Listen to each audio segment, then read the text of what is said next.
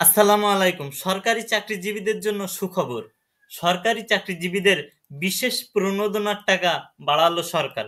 মানে আগে যারা সরকারি চাকরিজীবী ছিলেন, তারা যে বিশেষ প্রণোদনাটা পেতেন, সেখান থেকে আপনি আরো কিছু টাকা বেশি পাবেন।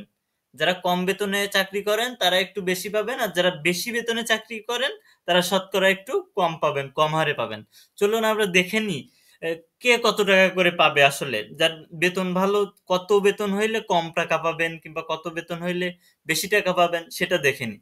দেখুন, সরকারি চাকরিজীবীদের বিশেষ সুবিধা দিচ্ছে সরকার।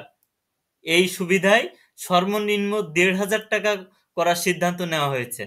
এছাড়াও পেনশনভোগীদের ক্ষেত্রে ন্যূনতম ৭৫০ টাকা করা হয়েছে। তার মানে কি, এখানে কিন্তু একটা বড় অঙ্কের টাকা বৃদ্ধি করা হয়েছে। আগে যেখানে ৫০০ টাকা করে পেত, সেখানে এখন বেড়ে হবে ৭৫০ টাকা করে। আপনারা যারা পেনশন ভোগ করেন, তারা যেখানে ৫০০ টাকা হারে ভাতা পেতেন, ৫০০ টাকা হারে পেতেন বিশেষ সুবিধা, সেখানে এখন ৭৫০ টাকা, ২৫০ টাকা করে বেশি পাবেন। তাও কিসে? আপনার ইসের হারে, আপনার যে বেতন স্কেল, ওই বেতন স্কেলের হারে আপনার এই টাকাটা দেওয়া হবে। ঠিক আছে। বিজ্ঞপ্তিতে বলা হয়, প্রধান উপদেষ্টার কার্যালয়ে উপদেষ্টা পরিষদের বৈঠক অনুষ্ঠিত হয়।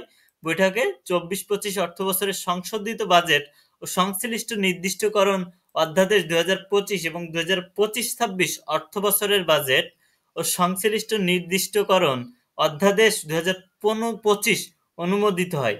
উপস্থাপন করা হয় বাজেটের উপর পত্রপত্রিকায় মতামত ও অর্থ বিভাগের ওয়েবসাইটে নাগরিকদের কাছ থেকে প্রাপ্ত মতামতের উপর ভিত্তি করে নিম্নরূপ পরিবর্তন আনা হয়েছে।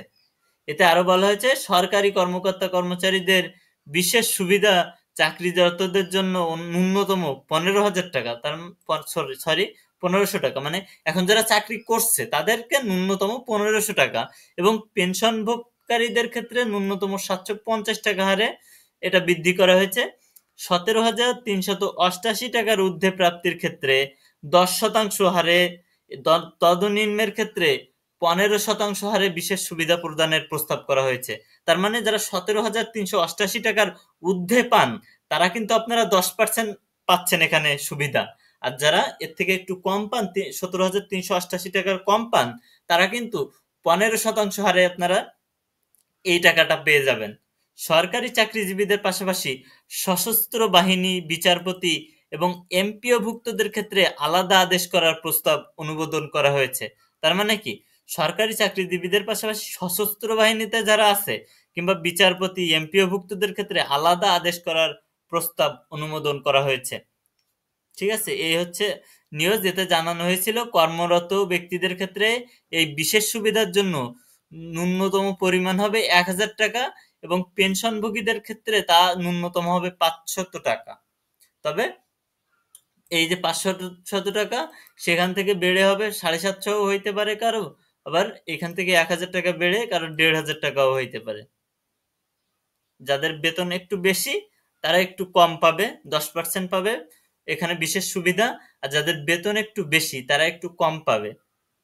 বেতন বেশি হইলে কম পাবে, বেতন কম হলে বেশি পাবে, এই হচ্ছে সিস্টেম।